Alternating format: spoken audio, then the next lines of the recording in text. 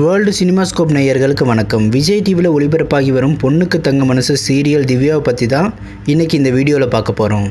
இந்த வீடியோக்குள்ளே போகிறதுக்கு முன்னாடி இது வரைக்கும் வேர்ல்டு சினிமாஸ்கோப் சேனலை சப்ஸ்கிரைப் பண்ணாதவங்க இந்த வீடியோவுக்கு கீழே இருக்க ரெட் கலர் சப்ஸ்கிரைப் பட்டனை கிளிக் பண்ணி சப்ஸ்கிரைப் பண்ணிக்கோங்க.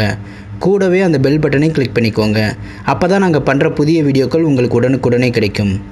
விஜய் டிவியில் ஒளிபரப்பாகி வரும் பொண்ணுக்கு தங்க மனசு திவ்யாவோட ரியல் நேம் ராதிகா ராவ்.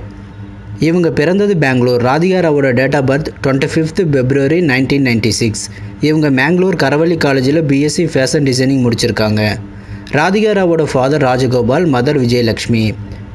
இவங்க ஒரு பிராமின். ராதிகா ராவ் தன்னோட 17வது வயதில் புடார் கொஞ்சி புடேடி என்கிற துளு லாங்குவேஜ் ஃபிலிமில் தான் முதலாக அறிமுகமானாங்க. இந்த மூவியில் நடிக்கும்போது ராதிகா ராவ் ஸ்கூல் படிச்சுட்டு இருந்தாங்க. ஃபஸ்ட் டைம் கேமரா முன்னாடி நின்று தன்னோட ஆக்டிங் கேரியரை ஆரம்பித்ததும் அப்போ தான்.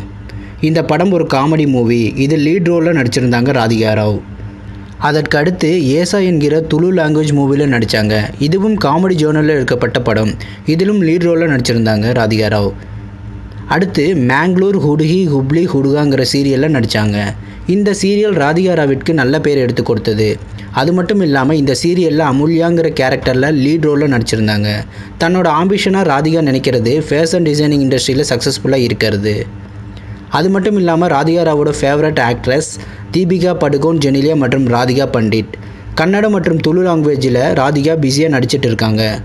இப்போ விஜய் டிவியில் ஒளிபரப்பாகும் பொண்ணுக்கு தங்க மனசு சீரியலில் திவ்யாங்கிற கேரக்டரில் நடிச்சிட்டு இருக்காங்க. தமிழ் ரசிகர்கள் மனதிலும் ஒரு இடத்தை பிடிச்சிருக்காங்க ராதிகா. இந்த வீடியோ பிடிச்சிருந்தா லைக் பண்ணுங்கள், மறக்காமல் ஃப்ரெண்ட்ஸுக்கு ஷேர் பண்ணுங்கள்.